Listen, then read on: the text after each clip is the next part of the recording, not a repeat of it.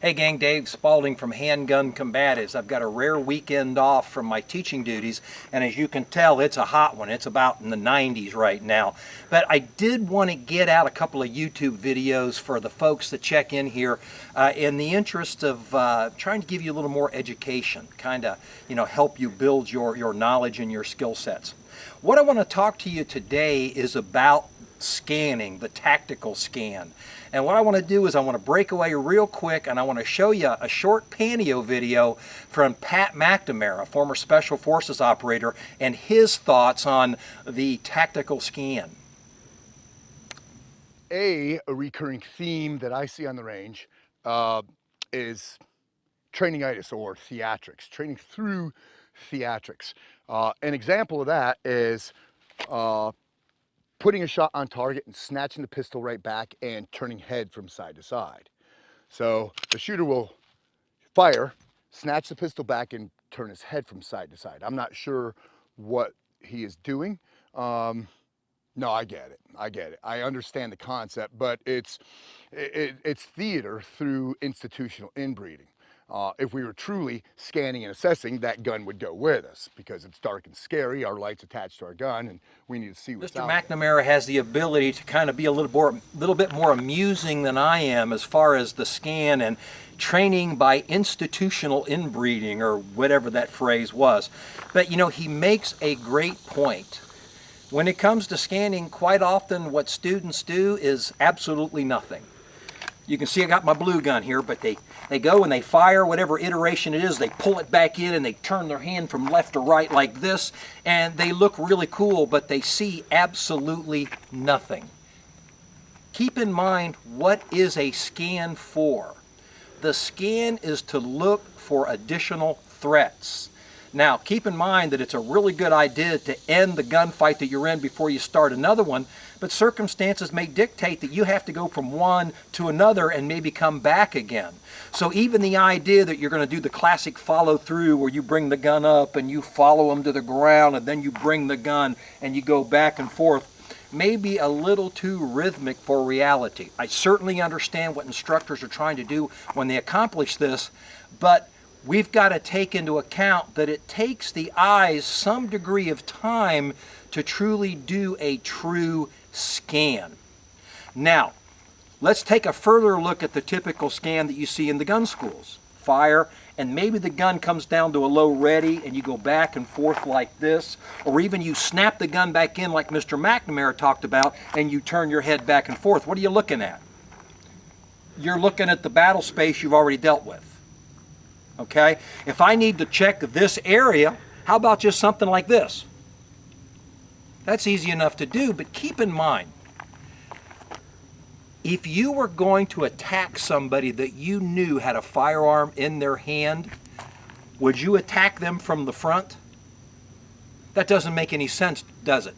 If you were going to go at somebody, maybe say you're going to try to take on an active shooter, you would go at them from behind.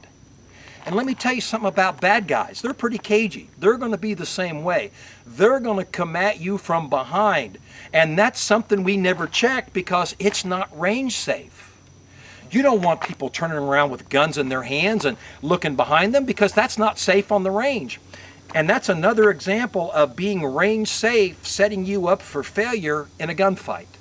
Well, Dave, you've got to maintain safety. I get it. I agree. But you know what? I have never found a safe way to gunfight. There's going to always be some degree of risk to do this realistically. It would be like a boxing match. If you had a boxing match that was totally safe, no one would ever get hit. What you try to do is enhance the safety by putting on gloves and restricting strike zones and things like that. But you know what? Somebody's probably going to get a bloody nose, which is an acceptable risk in the boxing match. Well, the same thing in gunfighting. If we're teaching you to gunfight and the only way we teach you to look is here, we're setting you up for failure because you don't have eyes in the back of your head, which has made me start teaching, and quite frankly, I've taught it for a long time, is what I call check 360. Now, that's being used by some other instructors as kind of a neat little saying to always check your 360, and that's great. I got no problem with that. But Check 360 to me was always meant to be a technique, a tactic, something to do to enhance your level of awareness. What are we talking about? Well, when whatever happens here, and I'm sure that this fight is over, and I need to start looking for additional threats, what I teach my students to do is to bring the gun right back into the rib cage right here. Now let me put this position in perspective for you. It's literally right above the holster, right here.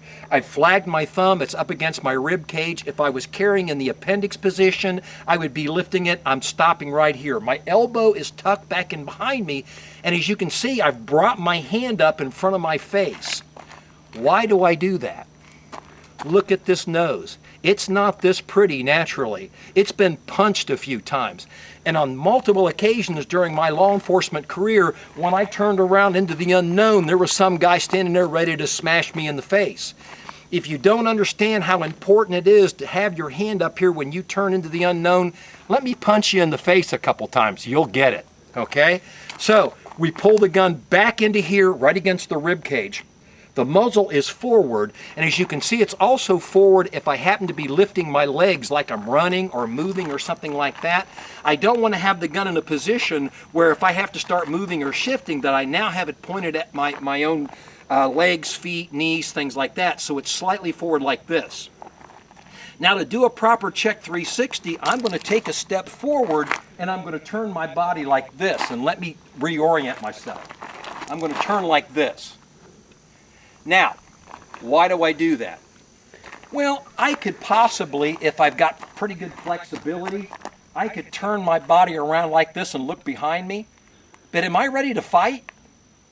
I am way off balance, and if there's someone back there that needs to be dealt with, now I've got to bring my body all the way around and try to get into the fight. Why don't I go ahead and just combine that by stepping like this, and now if I have to go into a fight, I can just basically complete my draw stroke, because as what I told you is that this position is just above the holster. It's part of your draw stroke. So the action has continuity with something else you're already doing. I have my hand right here like this. There's a threat out there. I bring it up, I complete the draw stroke, or I engage. If I turn right here and he's close, my hand is up here that I can defend my face. Maybe I can do a face rake, a heel palm strike. Maybe there's a non-hostile in the way that I've got to push out of the way before I can engage. But it gives me options to have my hand up here versus having it right here. And if I do turn and it's an open hand situation, I'll just put the gun in the holster and here we go. We're going at it. So Check 360 basically looks like this. Gun comes back in my rib cage. I take a step forward into the known. Why step back into the unknown unless I have some sort of a barrier here? Also, by stepping forward, I increase the distance by a few feet. Hey, a few feet of distance may mean everything in the world, but I'm also postured in a position where I can fight, I can move, I can do a number of things. Yep, there's going to be some range safety Nazis out there. They're going to say you should not be turning down range with a gun in your hand. But again, I'm not talking about plinking or sporting. I'm talking about gun fighting. And you need to do this. If you practice at a range that does not allow you to do that, then you're not going to be able to do it. But you know what? You can sure do that kind of stuff during your dry fire training. And hopefully you've got some range officers out there that are a little bit more enlightened about what you need to do to win and prevail in a gunfight. So the idea that you just turn your head back and forth isn't going to fly. And in closing, when you scan, what are you looking for? Well, you know, if you're driving down a highway and there's a sign that says look for falling rock, you'd be looking for falling rock. But in a gunfight, you're looking for other people. What do you look for? Oh, you look for weapons. Think about that. You turn, you see a weapon, you fire a couple of rounds, and then you notice the police uniform. Not a good idea. What you have to do is you have to look for people. Well, there may be people running all over every place, so now you've got to look for the people that are suspicious, the people that don't fit. If everybody's screaming and running around and then there's this guy standing here like this walking around, that's the guy you may clue on because he's not following the pattern. There is a thing called pattern recognition. Look it up. You need to know more about it. But you look for the person that doesn't fit, the suspicious person. And then once you find that suspicious person, then you look for hands or lack of hands and then weapons. Yep, there's a lot to scan for, which is all the more reason to understand that something like this and pulling it back in, that tactical inbreeding that Pat McNamara talks about, will not work. If you're going to do a true tactical scan, it's going to take some time, and you want to do it in a body posture that will allow you to continue the fight if necessary. Hope this helps out. Dave Spalding, Handgun Combatives, thanks for checking in.